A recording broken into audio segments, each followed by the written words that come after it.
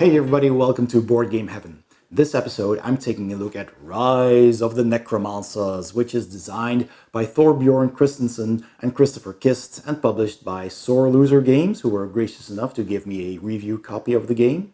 And this is a game of area control, resource management. There's some battles going on, some cards you can get. So let's quickly open up the box and see what's inside. I'll set up a game, explain the rules, and then I'll tell you what I think about it. Right, Rise of the Necromancers by Sore Loser Games. Great artwork on the box right away. Love that. Evil necromancer and these zombies and these ghosts. This towering castle on the back. Which is pretty cool. And on the back you can see the game board, how a game is set up, some of the miniatures, there's lots of tokens and cards, the contents are listed.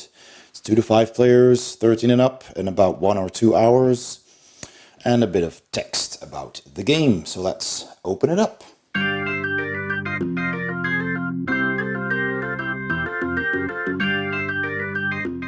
Okay, so inside, here is the evil rule book. I like how thematic that is. So we've got setting up the game, the phases of a turn. Everything is nicely illustrated with some artwork as well, some sketches, combat, and there's an example here, special situations, optional rules, and the contents listed in the back. And there are indeed tutorial videos on their website that explain in parts everything that's in the rulebook. So that's also very handy. So we have a sheet of tokens. Plenty of these. They're double-sided. More tokens. Double-sided. And of course the game board. And it's pretty big. It's folded in 6. So I'll see if I can show you that. Let me just figure out how that works. So there we go. And it's a double-sided board too, because one side is meant for, let's see how many players it says. It should say on the board somewhere, I think. But in any case, one side is for 2 and 3 players and the other side is for 4 and 5. So this is what the board looks like, and it's pretty big. And it's got nice illustrations on it as well. It's looking a bit dark, of course, within the theme of the game. Has some cool skulls in the corner and slots for where the cards go. And so the other side is a slightly smaller map, or at least it has bigger regions for the 2 and 3 player game. Okay, so that is the huge board, which I will put here. Then we have these player boards. So each player gets one of these. And you have spots for putting tokens and miniatures and a card with your necromancer. And it has a reference sheet here for the undead army. So that's nice. Get 5 of those.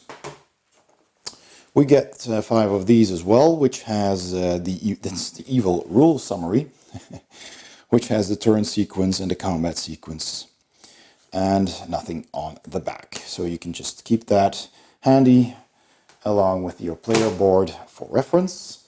We've got some dice. So we got some standard D6s. They are very black indeed. So standard D6s, 6 of those.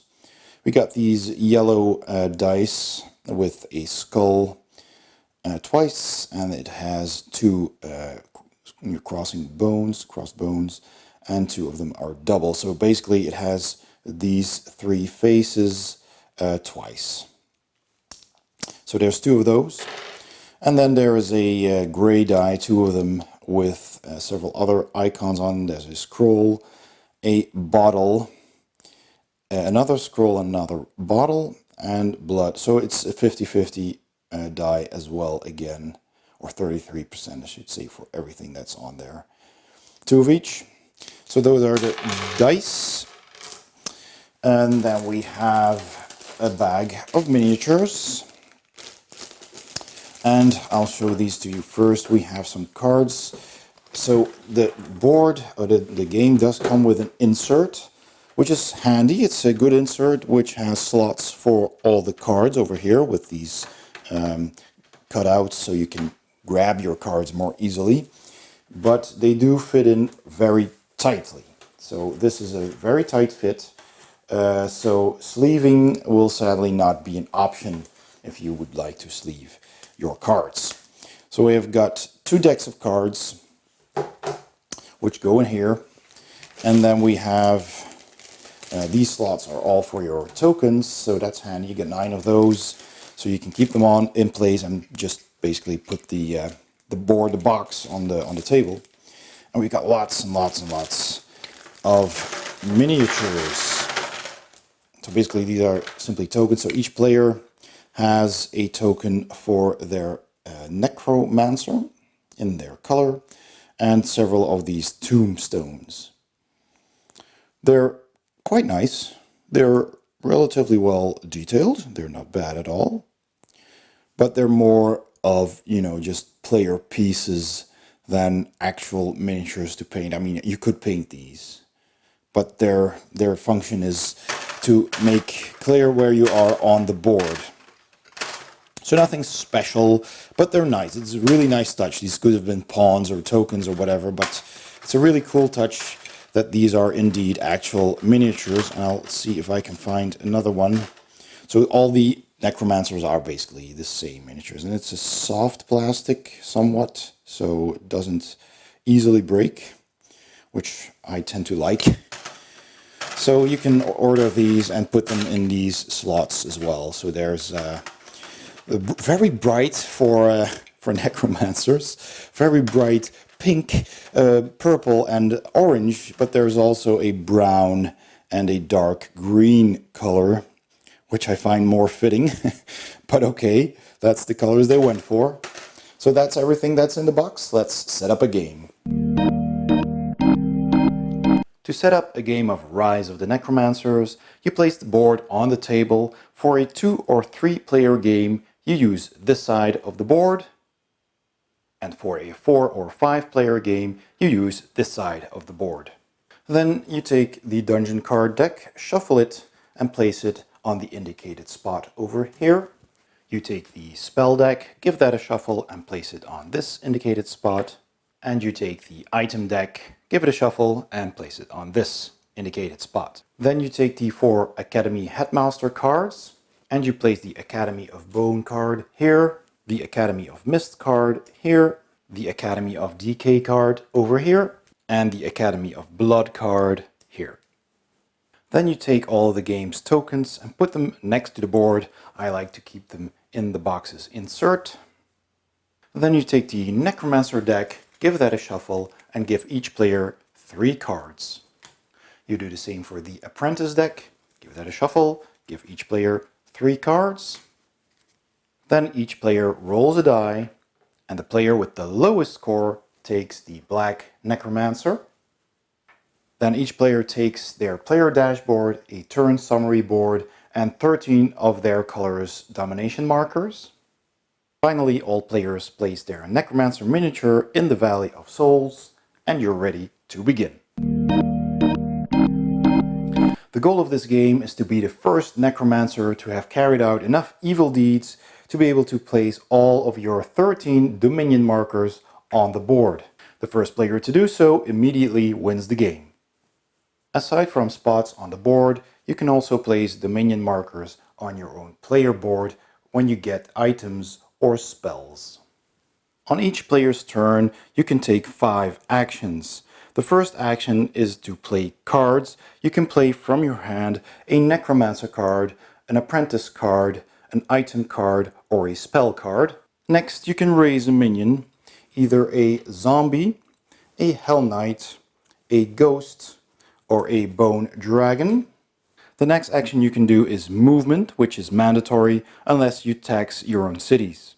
Then the fourth action is to take an action on the spot that you land on the board. And finally, you place your dominion counters. I will go into the details of combat a little bit later, but first I will explain these 5 actions.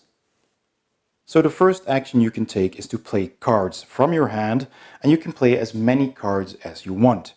You start out with 3 of these Necromancer cards. They have the N on the back, and they will say Necromancer here, and there are different kinds, and they all have their own special abilities and their attack, which is the die over here. And their cost to play them is on the lower left side over there. These icons correspond with several resources that are in the game, and you pay that resource cost to play that card. So if I, for example, wanted to be the Graveseer Necromancer, then I would have to pay 1 of these resources, and this is Ichor, and I would discard that from my resource pile, and I could play this card on top of my unnamed Necromancer space over here. Now you have to be careful, you can only play 1 Necromancer card for the entire game, because that is basically your identity, and the other 2 Necromancer cards get discarded. You also start out with 3 apprentices, and they also have their cost in the lower left corner. Some of them can be free, but you keep all of these, but you can only have 1 apprentice in play at the same time, but they might die during the game.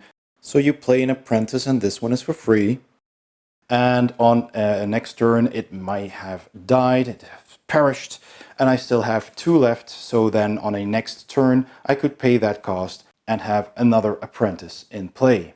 Other cards you can play are items and spells, and items will have a cost to play them in the lower left corner as well, and spells are always free, but they require a cost to cast them. But you can play them for free on your turn. You just put them on the table, and items you have to pay for, and then you can also place them in front of you. You always keep your items and spells. Some items, like this cat familiar over here, do have a 1 time activation, but you don't discard it. You simply exhaust the card, keep it in front of you, because it still counts towards the number of items and cards that you have of a certain color, which is important later on. There are 4 different spells in the game. 1 for the Academy of Bone, 1 for Mist, Blood, and Decay. In order to explain what these spells do, I need to clear up a few of the terms used on these spells. First of all, there is power and attack. Attack basically means whenever a card has a number of dice at the bottom of that card, then each die represents an attack. So in this case, this wizard has 3 dice, so that means he has 3 attacks, and he rolls 3 dice. The power of each attack is the number represented on those dice. So this Elder Wizard makes 1 attack with a power of 1, 1 attack with a power of 2, and 1 attack with a power of 3. That means that this attack only hits when a 1 is rolled. His second attack only hits when a 1 or a 2 is rolled, and his third attack only hits when a 1, 2, or 3 is rolled. This also means that you roll each attack separately, but more on that later. So this first spell, called Death Bolt, makes a 1 power 3 attack. So that means when you're attacking, you can use this spell, spend 1 of these scroll resources, and then take 1 die and make 1 power 3 attack. That means that it hits on a 1, 2, or 3. If you roll higher than that, it misses. It also says that there's a level 1, 2, or 3 spell. That simply means if I have more of the same card, then its level rises. So if I have 2 Death Bolt spells, I get to cast a level 2 spell. If I have 3, I get to cast a level 3 spell. The Mistwalk spell lets me move an extra space. So that means that whenever I move with my Necromancer and any minions that I have with me, then I can move not just 1, but 2 spaces, and every area on this board counts as 1 space. Whenever you enter an area though with a city or within other player's domination marker, you must stop your movement there and do battle. And again, if I have multiple Mistwalk spells, then I can raise the level of that spell. The Mistwalk spell costs 1 Dark Water resource to cast. The Weaken spell costs 1 Ichor resource to cast and lets me pick one attack to get -2 power. So in the case of this Elder Wizard again, I could say his second attack gets 2 power, which means that his second attack is reduced to 0, so he basically only rolls 2 attacks anymore. I could also choose to weaken his first attack, but that's not as efficient, or the third attack reducing it to 1. And again, with more weaken spell cards, I can get 2 attacks or 3 attacks to weaken. So if I had 3 weaken spells, I could reduce this Elder Wizard's attack to just 1 die with 1 power. The Zombie Explosion spell costs nothing to cast, but requires you to discard a zombie token. So if you have raised a zombie, you get one of those tokens, and you have to discard it, and it will explode, and it will inflict 1 wound. And you can also have multiple cards of the Zombie Explosion spell, and then have level 2 or level 3 where you discard 2 or 3 zombies to inflict 2 or 3 wounds. Your second action is that you can raise 1 minion per turn, and to do that you need to spend resources. There are 5 different resources in the game.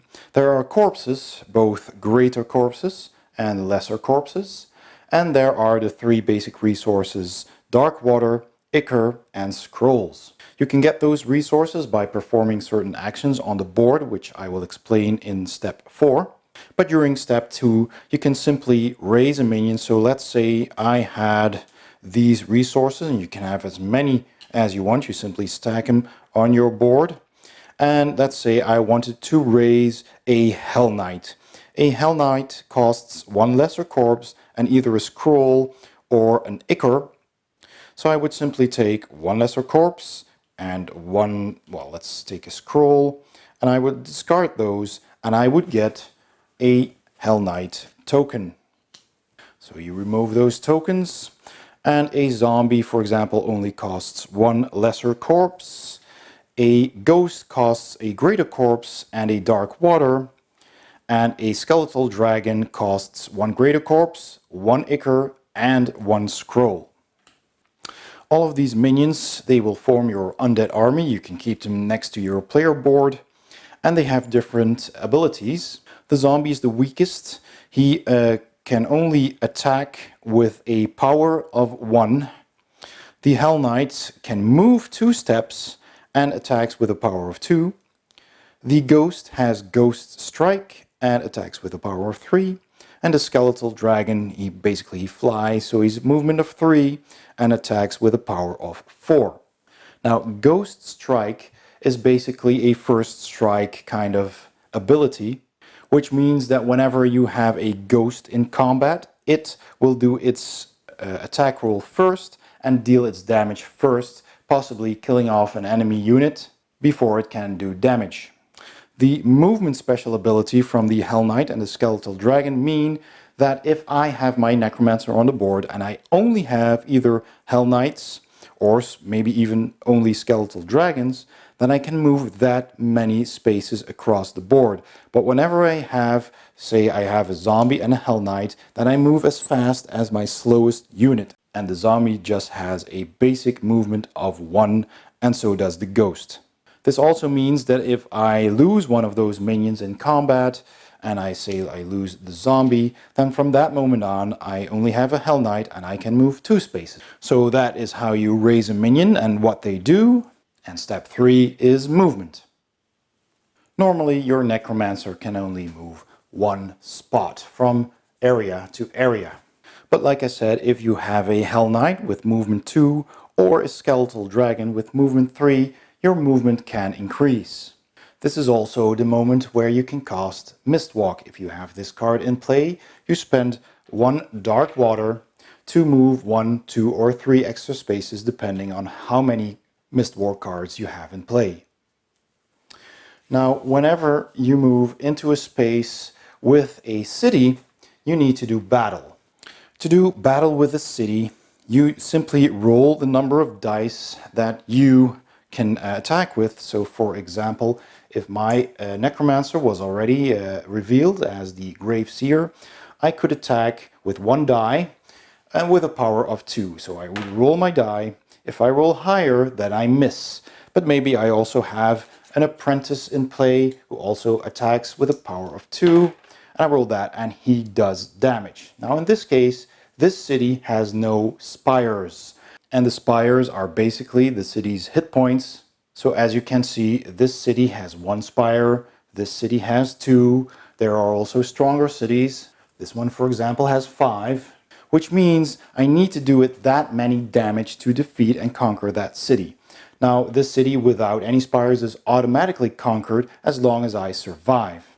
So then this city attacks as well. It has 1 attack with a power of 2, and it rolls. If it misses, you can have another player roll the dice for you. Then the city does no damage, and you survive, effectively taking over the city.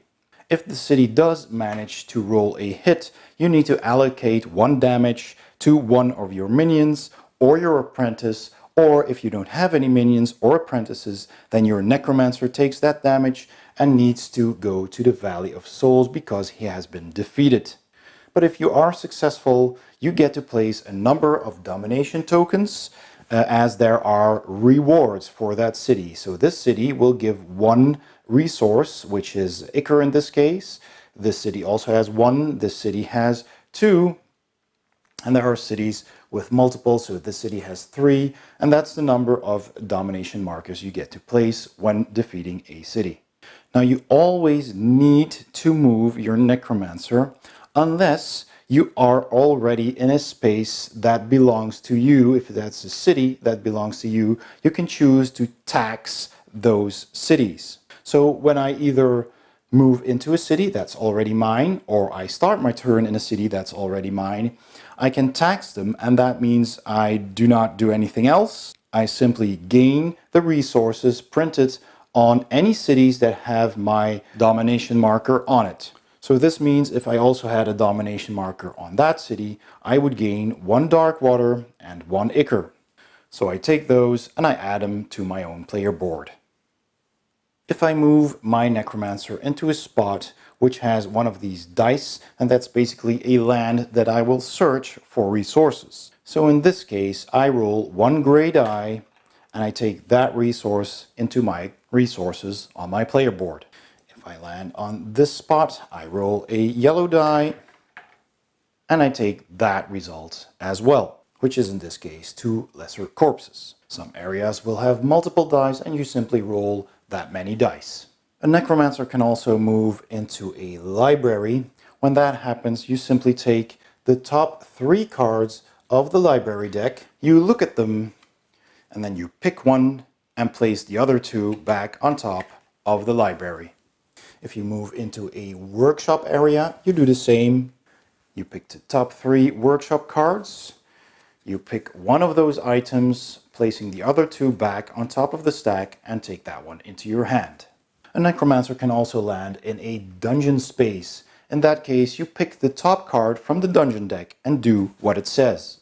The dungeon deck is basically a bit of a gamble. It has several different kinds of cards. So for example, you have a dungeon card that simply says, take 2 resources of your choice. There are cards that have combat, that have monsters, and they will tell you how strong the monster is. This troll has an attack of 1 with a power of 2. And if you have a spell in play, the troll makes no attack because it's afraid of spells. And if you defeat it, you also get some treasure. This Elder Wizard has 3 attacks, as we have seen before. It also says items have no effect, but you can use spells. And if you defeat him, you get 2 scrolls and a lesser corpse. There are cards that simply state your quest has failed.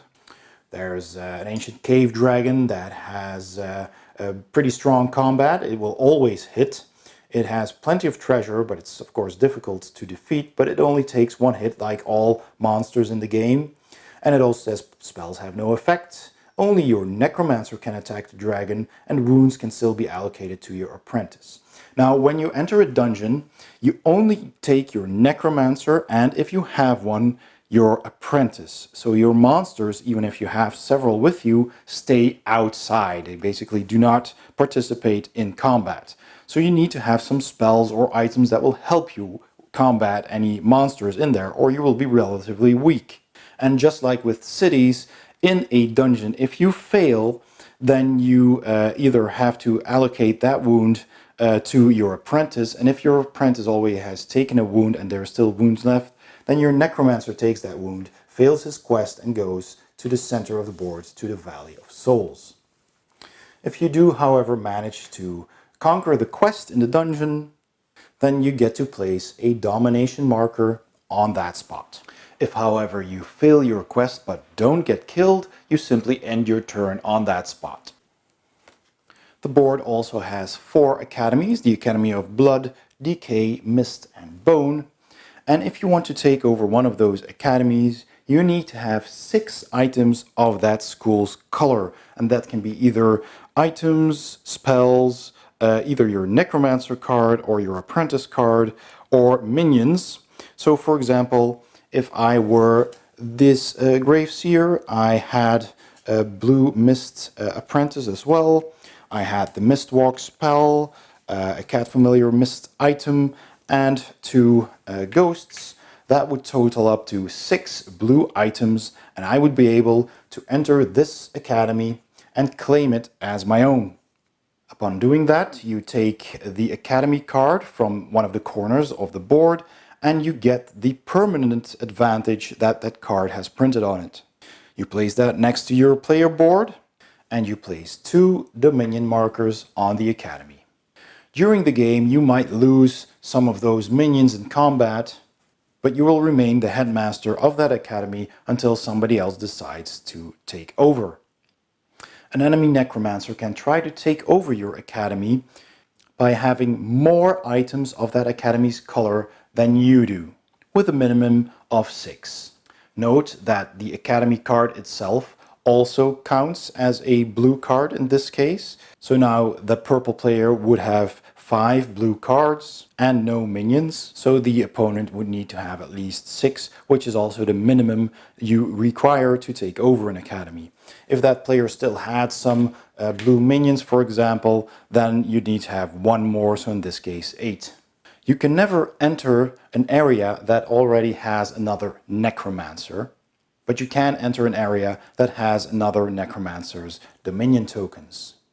Whenever a necromancer leaves a spot that has been dominated, so let's say in this example, this necromancer just took over this city, still has a couple of minions left, and on his next turn he decides to move away, but decides to leave some minions behind.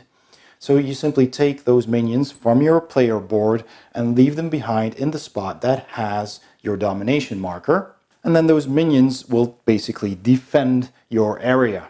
You cannot leave minions in places that do not have your dominion marker. So then when another necromancer enters that space, they first need to defeat all of those minions before they can take over that area. And in this case, it's a city as well, so they also need to defeat that city. So those are basically the 5 actions you can take. And after having resolved the action and done some combat, then you place dominion markers as I already showed. So let's go into more detail on combat. So let's take a look at a combat example. So on my turn, I'm the black player. I've already played some cards. I raised a minion. Now it's time to move. Maybe I want to move into this city area, which is controlled by the orange player, who is no longer in that area, so I can move into that. But he did leave some of these minions behind. So I'm going to do battle against the city, which in this case has no spires, so it's easily defeated. I just have to survive its attack, but I do need to get rid of these minions. So then first I look at my army and I look at any units that have Ghost Strike. Now I don't have Ghost Strike myself, I don't have any items that give me Ghost Strike, but my 2 ghosts over here do have Ghost Strike, as it says so on the board over here. So then I will decide who goes first. So I will say, okay, so this ghost will attack first. It attacks with 1 die and a power of 3. So that is a miss because I rolled higher. The second one attacks with Ghost Strike. And I roll again, which is a 4. It's also a miss. Then I decide to have my skeletal dragon attack, and it hits. So that is 1 hit for my army. Then I can do another attack with my zombie. It misses. Then my Necromancer will attack herself. So that is 1 hit that I had. I will attack with my Necromancer, which is a miss. But I also have this Plague Knife over here, which says you have +1 attack, +2 if you have 3 DK items. Well, currently, this is my only DK item. I do have the DK Headmaster card, I have an Apprentice and a spell, but no other item cards. So I just have +1 attack, which means my Graveseer, which whenever a card says you, it also always targets your Necromancer, because that basically is you. And if a Necromancer has an extra attack, that basically means another go. So I have another attack of power 2. So I can try again. It's also a miss. So now I only have my Apprentice, and he hits on a 2 with 1 die. So that is also a hit. Now I did forget to take into account that my zombie has +1 power from the Headmaster, but I believe I rolled a 4. So it would have hit on a 2, which was a miss anyway. So now I can also use my weaken spell. So because the enemy is also going to attack, and before they roll, I have to declare if I want to use the weaken spell. So if I do, I pay 1 Ichor, and I can only cast a level 1 weaken spell. So I target the Hell Knights, and a Hell Knight attacks with a power of 2, which I reduce to 0, so this one does not get to attack. I can only cast each spell once, so that is it for my weaken spell. I can still use my Deathbolt spell if I pay 1 scroll. So this card right now lets me take a level 2 2 power 3 attacks, which is pretty decent. I don't need it anymore because I basically do 2 hits to these 2 minions, and the city doesn't have any spires, so I don't need to do any more damage. But let's say that this city had yet another minion, then I could now use my Deathbolt level 2 and make 2 power 3 attacks. So one of those would have been a hit and the other a miss, so that's 3 hits. And finally, I could use my zombie explosion after hits have been allocated. So first, my enemies need to roll. The Hell Knights have been reduced to 0, so they don't get to roll at all.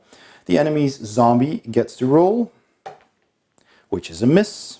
And then the enemy's skeletal dragon gets to roll. It hits on a 4 or less, and that's a hit. So I basically now have 3 hits, which is plenty to get rid of all the minions and defeat the city. Had the city had a spire, I could still use my zombie explosion, and I could have paid nothing but discarded 1 zombie to make it inflict 1 wound to any spires remaining. And now we both allocate the wounds. So I took 1 hit, which means I need to discard one of my either minions or my apprentice, but I don't want to lose my apprentice, but I can lose one of my ghosts. So my ghost takes this hit, and this is resolved, and then I resolve my hits, so that's 1, 2, 3 minions gone from this area.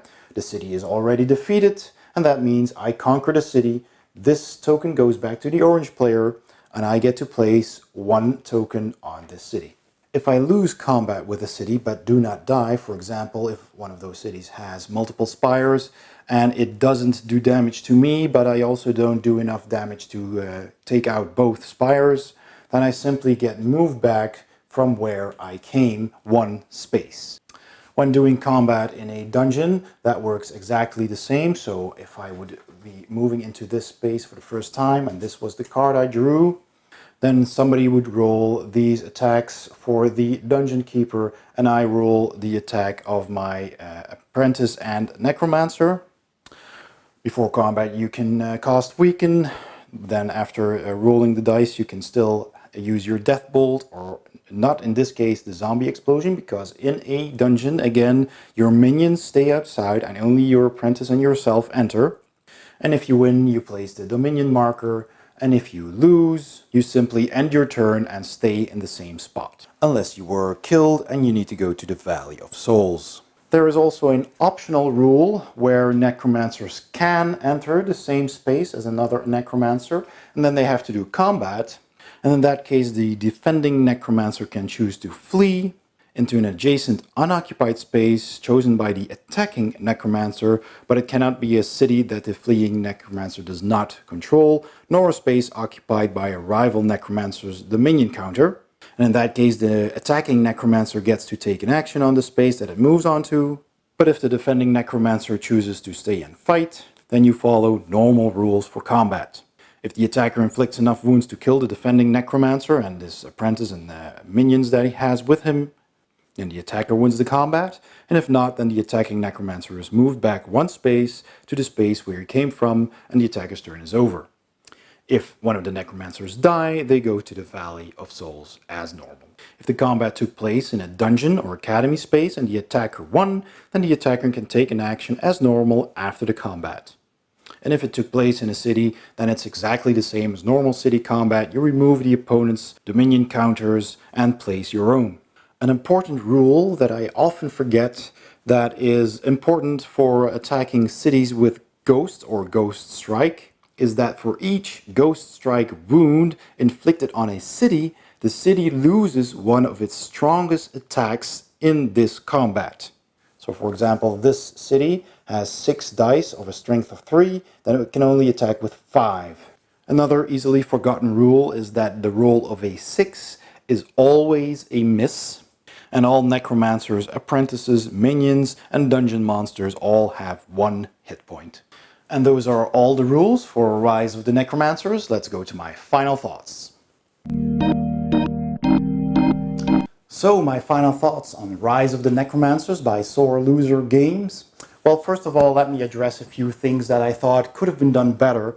One of them is the rulebook. Now, the rules are explained in a logical order. I found it very easy to follow and to read. There's lots of illustrations and pictures, and it is pretty clear, but there are certain things that are easily missed and easily forgotten, and that I feel should have been pointed out in the rules a bit more clearly with bigger letters or a square around it, so you can not miss that. Especially the part where you attack a city with Ghost Strike and that hit takes away one of its strongest counterattacks.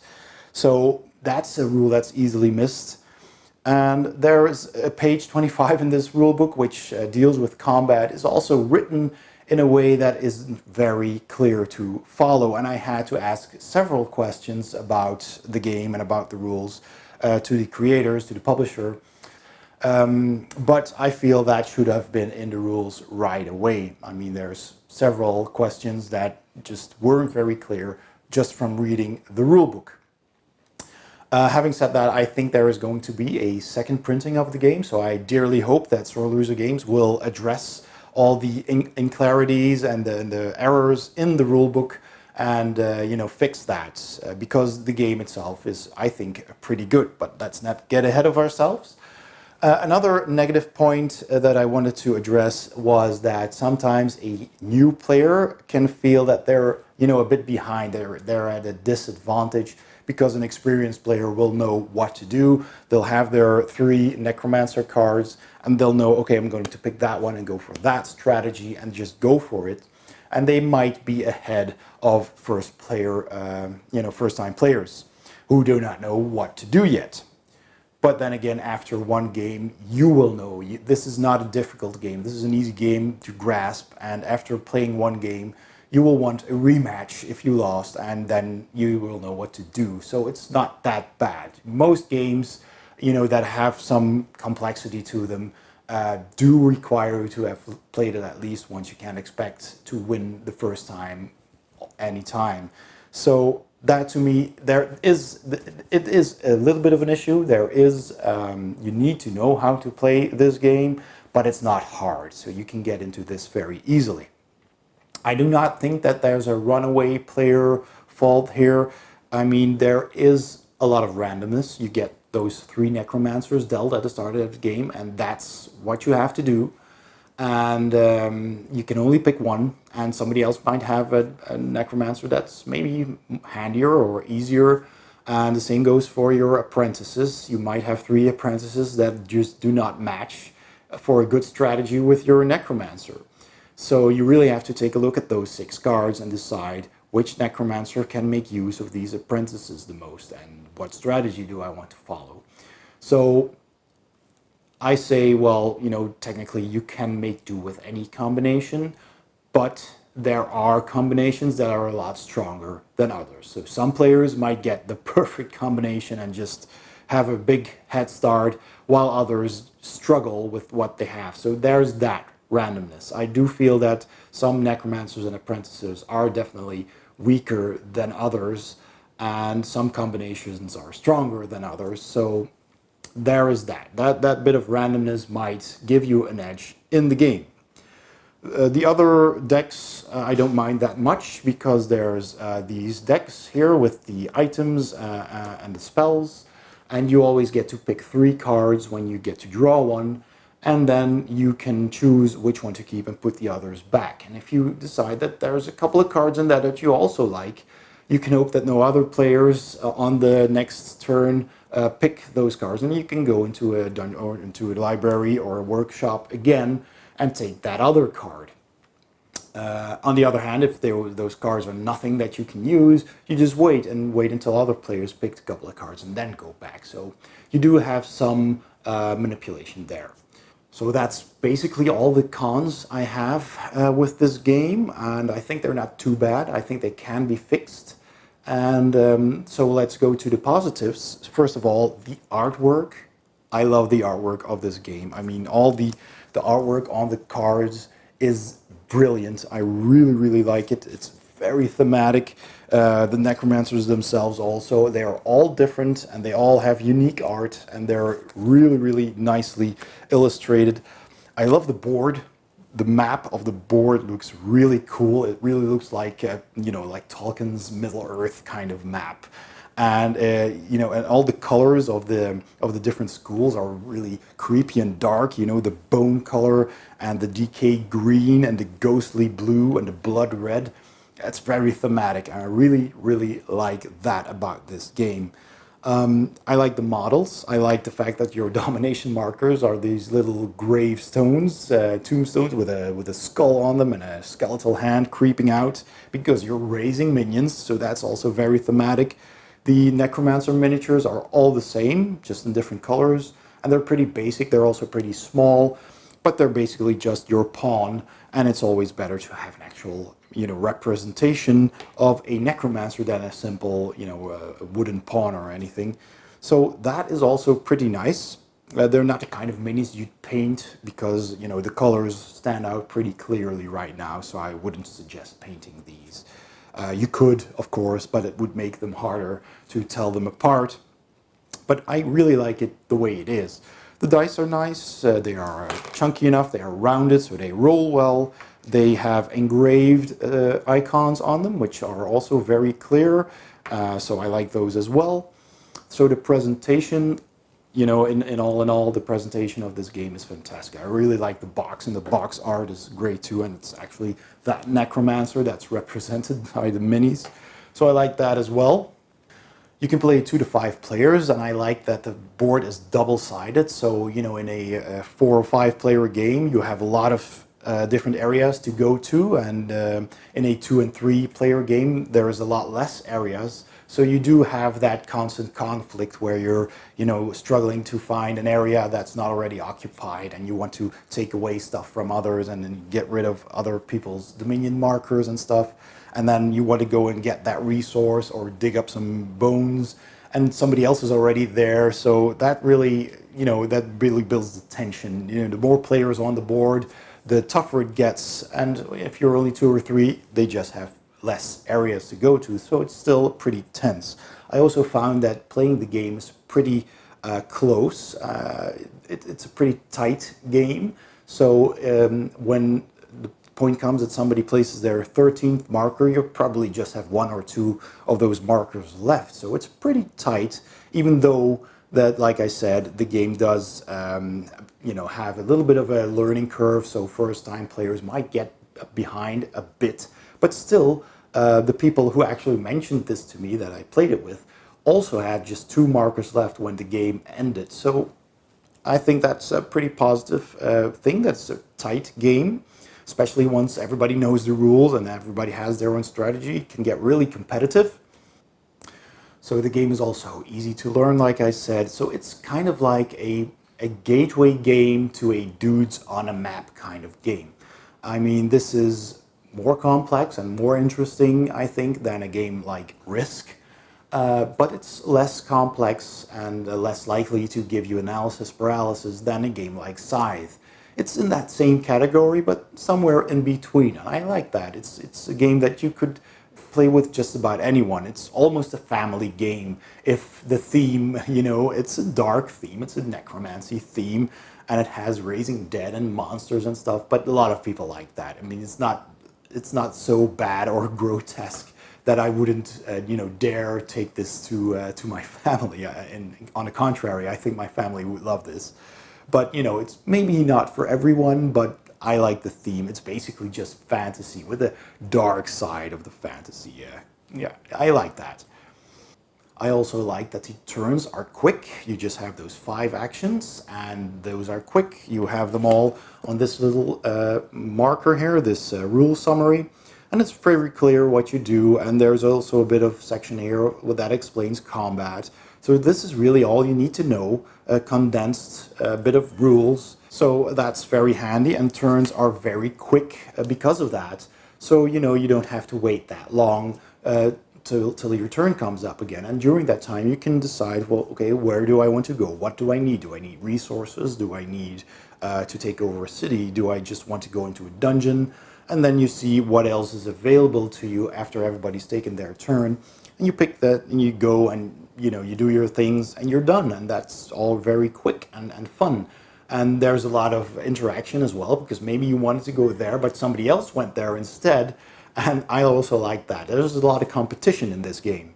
The game takes about an hour to play, depending on the number of players. If you're playing 5, it might be an hour and a half. If you're playing 2, it might be quicker, it might be half an hour or 45 minutes. So that's also a plus. It doesn't take too long, doesn't overstay its welcome. Actually, I find that after playing this game, I do feel like wanting to play again. So that's also very positive. I don't often have that. I only have that kind of feeling with the really quick, lighter games. Let's go again. And a bigger game like Scythe, you play it once and then you're done for the evening. But this game, has that nice spot in between. Now, this is something that I could play twice in a row easily.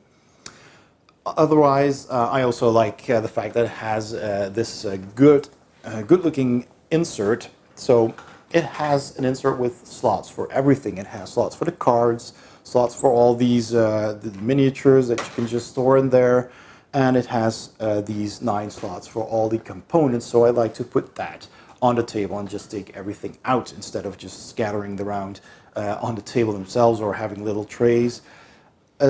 Thing that could be improved, though, is to make the card slots bigger, so you could actually sleeve your cards and still have them sit in there comfortably, because now the cards are in there pretty tightly and they just fit. There's barely any wiggle room, so you can't really sleeve them.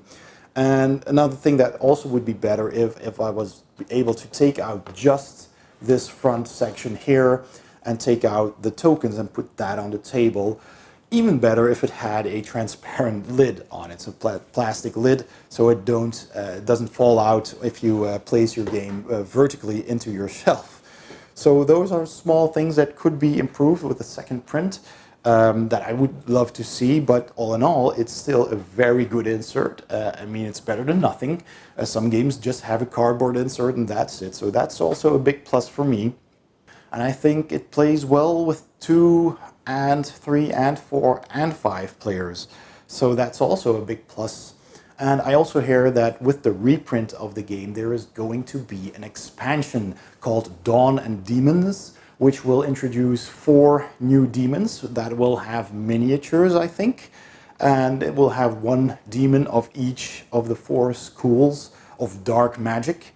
And they will give you extra gameplay, extra options, stuff to do. You can summon a minion, and more on that soon. I hear there's going to be news on their website. As soon as I know anything about that, I will put a link in the description below so you can go and check that out.